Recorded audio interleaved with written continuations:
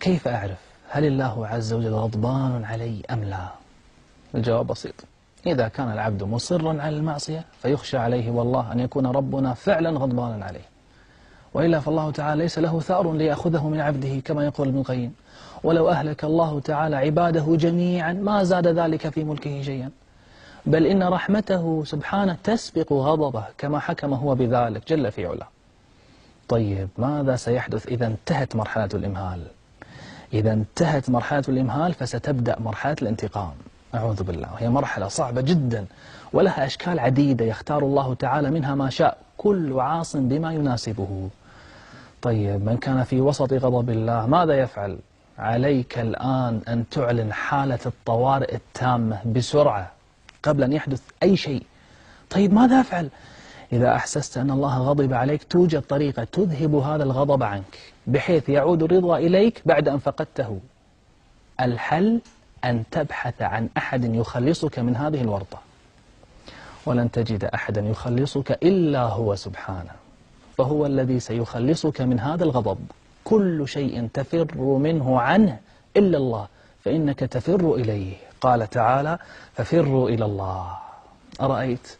أرأيت كيف أن التعامل مع الله يختلف تماما عن التعامل مع غيره؟ كيف هو سيخلصني؟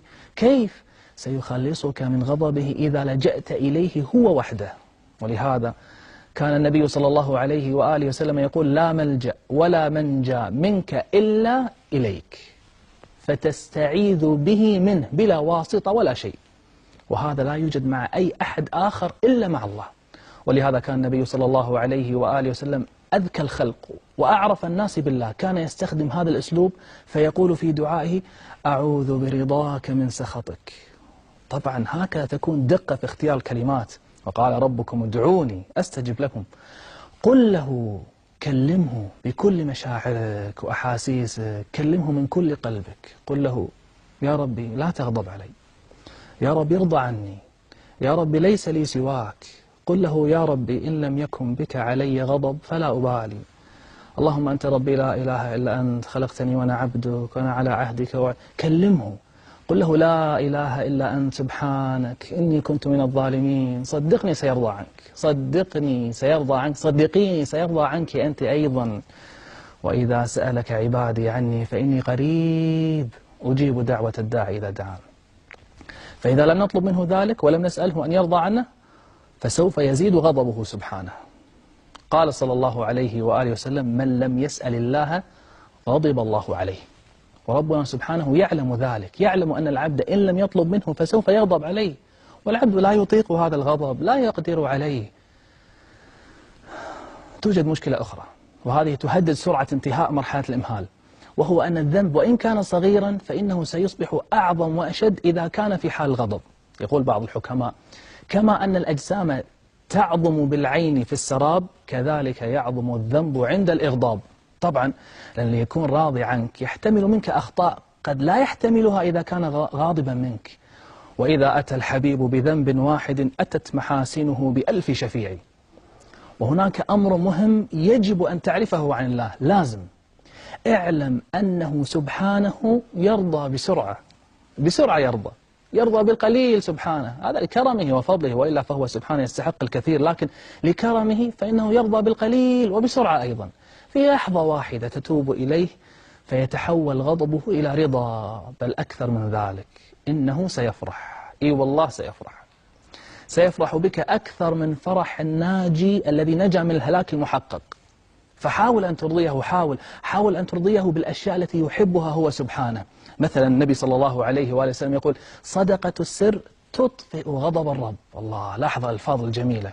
وتأكد أنه سبحانه هو يريد أن يرضى عليك أكثر مما تريد أنت أن ترضى عنه. قال تعالى والله يريد أن يتوب عليكم ويريد الذين يتبعون الشهوات أن تميلوا ميلا عظيما. يريد الله أن يخفف عنكم وخلق الإنسان ضعيفا، ولكن أحيانا بلا فائدة. ربنا سبحانه لا يطرد الناس من رحمته، ولكن أحيانا لا، بلا فائدة. العباد أنفسهم هم الذين يطردون أنفسهم من رحمة الله. نعم، بعض الناس مصر كأنه يقول لا بد أن أدخل النار، مصر على أن يغضبه سبحانه.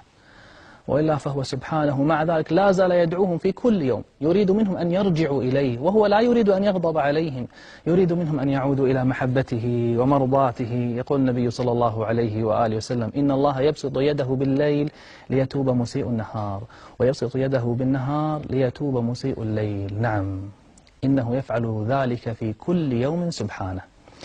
ألم يحدث مرة أنهم أخبروك أن والدك قد غضب عليك، أو أن المدير يريدك فورا وهو غاضب، فخفت وأصبحت تفكر وتتوتر وتقلق، فلما دخلت عليه وكلمته هدأ غضبه وأصبح يضحك. في تلك اللحظة لما ضحك ستحس بشعور رائع مريح. أتعرف هذا الشعور؟ أنا متأكد أنك تعرف هذا الشعور، يعني مر فيك من قبل، تعرف ماذا أقصد. ما رأيكم أن نشعر بهذا الشعور، ولكن هذه المرة ليس مع المدير، مع من هو أهم المدير، أهم الوزير، وأهم من الناس جميعا، إنه الله. أنا متأكد أيضا بأن هذا الشعور يوم القيامة سيكون في صدرك أحلى وأجمل بأضعاف مضاعفة عن الشعور به في الدنيا. إي والله، عندما تقف في أرض المحشر تنتظر الحكم الذي سيصدر عليك يوم القيامة، فينادى باسمك لكي تقف بين يدي الملك، فإذا هو رب رحيم رحمن وهو راض غير غضبان. كيف سيكون شعورك؟ كنت خايف أنه هو غاضب، لكن فإذا هو راضي. أنا متفائل جدا بأن هذا هو ما سيحدث لنا جميعا إن شاء الله، ولكن دعونا نرضيه الآن قبل أن يحدث أي شيء.